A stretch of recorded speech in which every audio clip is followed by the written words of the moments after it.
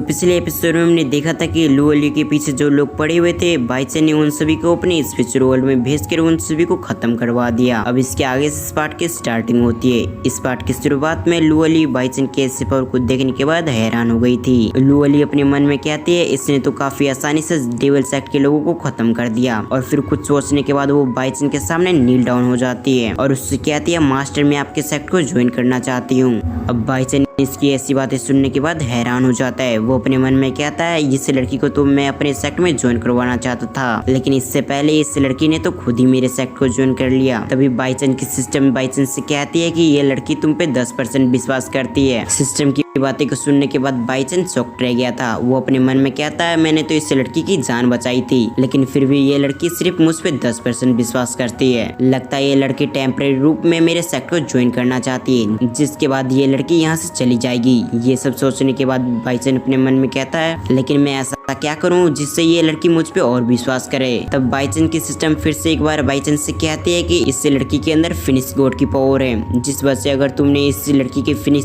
God की power को activate कर दिया तो मैं तुम्हें एक बड़ा सा कमरा दूंगी जिसके अंदर तुम रह सकते हो। अब ये सुनने के साथ ही बाइचन इसके लिए एग्री हो जाता है, लेकिन उससे पहले सिस्टम बताती है कि तुम्हें 36 घंटे के अंदर अंदर इसकी पावर को एक्टिवेट करना होगा, नहीं तो इसका अंजाम भुगतने के लिए तुम तैयार रहना। अब सिस्टम की धमकी सुनने के बाद बाइचन अपने मन में कहता है लगता है इस लड़की की पावर को एक्टिवेट करना ही होगा। ये सुनने के साथ ही बाइचन लू अली की तरफ बढ़ने लगता है ताकि उसकी पावर को एक्टिवेट करने में उसकी मदद कर सके, लेकिन लू अली वहाँ पर कुछ और ही समझ लेती है, जिस वजह से वो अपने आप को प्रोटेक्ट करते हुए बाइचन को पीछे जाने को कहती है और उसकी लॉयल्टी परसेंट 5% हो जाता है। ये देखने के साथ ही बाइचन वहाँ से जाने लगता है, क्योंकि उसे समझ में आ चुका था कि वो अभी तो लू अली की पावर को एक्टिवेट नहीं कर सकता। अब लू अली की ऐसी बर्तावों को देखकर हाउतियन उस पर गुस्सा करते हुए उससे कहता है कि मास्टर जब भी किसी को हाथ लगाते हैं तो उसकी पावर एक्टिवेट हो जाती है। पिछली बार जब उसने मेरे को हाथ लगाया था तो मेरी पावर एक्टिवेट हो गई थी, और इसीलिए मास्टर अगली बार जब तुम्हें हाथ लगाए तो उन्हें लगाने देना, क्योंकि इसकी वजह से तुम्हारी पावर एक्टिवेट हो जाएगी। अब फिर से हमारा सीन शिफ्ट कर बाइचन पे आ गया, जो कि आगे बढ़ते हुए अपनी सिस्टम से कहता है कि मैं इस मिशन को एक्सेप्ट करता हूँ और इसीलिए तुम मुझे वो महल वाला रूम दे दो, मैं अगले 36 घंटे के अंदर अंदर उसकी पावर को एक्टिवेट कर दूंगा। अब उसकी बातों को सुनने के बाद सिस्टम इसके लिए एग्री हो जाती है और बाइचन को बड़ा सा महल दे देती है जिसके अंदर बाइचन आराम कर सकता था। अब अपने बड़े से कमरे को देखकर बाइचन काफी खुश हो गया था।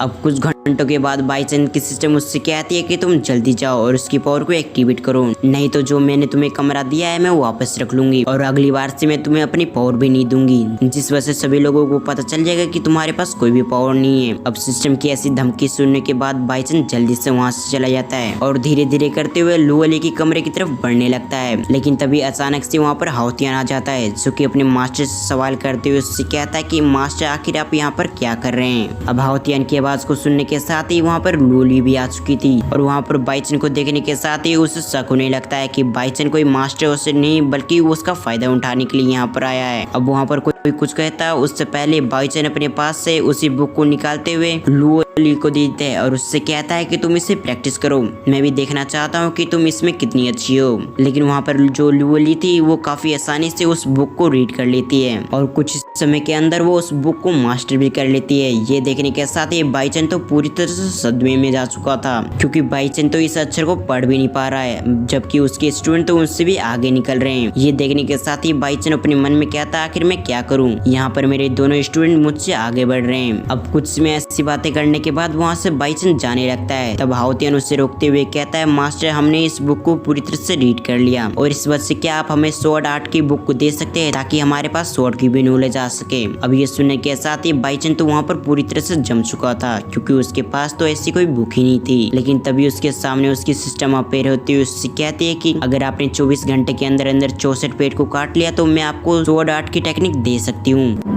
अगले सीन में हम बाइचन को देखते हैं जो कि पेड़ काटने की कोशिश कर रहा था, लेकिन उससे अभी तक एक भी पेड़ नहीं कटा था। देखते ही देखते वहाँ पर सुबह हो जाती है और सुबह होने के साथ ही लू अली और हाउतियन भी वहाँ पर आ जाते हैं, जो कि अपने मास्टर से कहते हैं मास्टर आखिर आप यहाँ पर क्या कर रहे हैं। ये सुनने के साथ ही बाइचन दोनों से कहता है तुम दोनों सही समय पे आए हो, जैसे कि तुम्हें पता ही है, हमारा सेक्ट काफी छोटा है और इसलिए हमें बड़ा सेक्ट बनाने के लिए काफी सारे पेड़ को काटना होगा और इसलिए तुम दोनों सही समय पे आ ही चुके हो, तो तुम दोनों भी 64 पेड़ काटने में मेरी मदद करो। अब दूसरी तरफ बाइसन की इन शब्दों को सुनने के बाद वो दोनों इसके लिए एग्री हो गए थे। अब हम रात का सीन देखते हैं जहाँ पर बाइसन खाना खाने वाला था, लेकिन उस समय लू अली और हाउतियान आ जाते हैं जो कि अपने मास्टर से कहते हैं कि मास्टर हमने 66 पेड़ को काट लिया है। दूसरी तरफ बाइसन की सिस्टम बाइसन से कहती है कि ये लो अपना स्वॉर्ड बुक। बाइसन उन दोनों को बुक दे देता है। अब ये देखने के साथ ही वो दोनों काफी खुश हो गए थे। फिर हाउतियान बाइसन से कहता है आपका बहुत बहुत शुक्रिया जो कि आपने हमें सबसे पावरफुल स्वॉर्ड आर्ट से रिलेटेड टेक्निक दे दिया। ये कहने के साथ ही वो बुक को रीड करने लगते हैं। दूसरी तरफ बाइसन की सिस्टम उससे कहती है कि लू अली अब तुम पे 20% भरोसा करती है।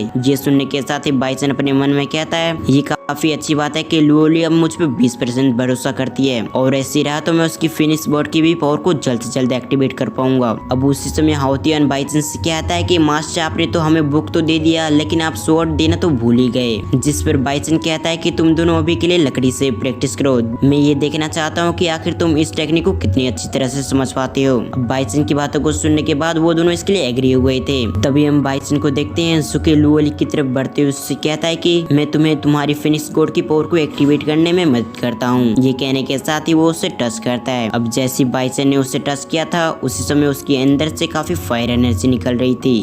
अब जैसे लू अली बाइसन के कांटेक्ट में आती है तो उसकी पावर एक्टिवेट हो जाती है। ये देखने के साथ लू अली और हाउतियान शॉक्ड रह गए थे। वो दोनों अपने मन में कहते हैं आखिर ऐसा कैसे हो सकता है, मास्टर ने तो काफी आसानी से इसकी पावर को एक्टिवेट कर दिया। अब दूसरी तरफ हम लू अली को देखते हैं जिसके सारे मेरिडियंस जो कि ब्लॉक थे वो सभी एक्टिवेट हो जाते हैं। इस वजह से लू अली खुद हैरान हो जाती है। वो अपने मन में कहती है मास्टर ने तो मुझे छूने के साथ ही मेरी पावर को एक्टिवेट कर दिया। मास्टर तो सचमुच काफी कमाल के इंसान है जो कि मेरे सारे ब्लॉक मेरिडियंस को एक्टिवेट कर दिया। ये सब सोचने के साथ ही उसने वहाँ पर एक लकड़ी को उठा लिया था ताकि वो अपने स्वॉर्ड आर्ट को भी अच्छे से प्रैक्टिस कर सके। उसी समय उसकी फायर की वजह से पूरे जंगल में आग लगने लगती है और इसके साथ ही साथ उसके जो सेक्ट था वो भी पूरी तरह से तबाह होने लगता है और इस कारण से वो तीनों परेशान हो जाते हैं। तभी लू अली बाइसन की तरफ देखते हुए उससे कहते हैं कि मास्टर आप जल्दी से कुछ कीजिए और इन सारे फायर को खत्म कर दीजिए। लेकिन दूसरी तरफ बाइसन के पास तो ऐसी कोई पावर नहीं थी जिसकी मदद से वो फायर को खत्म कर सकता था। लेकिन तब सिस्टम अपनी पावर की मदद से उसी ड्रैगन को वहाँ पर बुला लेती है जो कि आने के साथ ही अपनी आइस की पावर से उस सभी आग को मुझा देती है। अब जैसे फायर पूरी तरह से मुझती है तो लू अली के पूरी तरह से 100% भरोसा हो जाता है कि हमारे मास्टर सचमुच काफी पावरफुल है।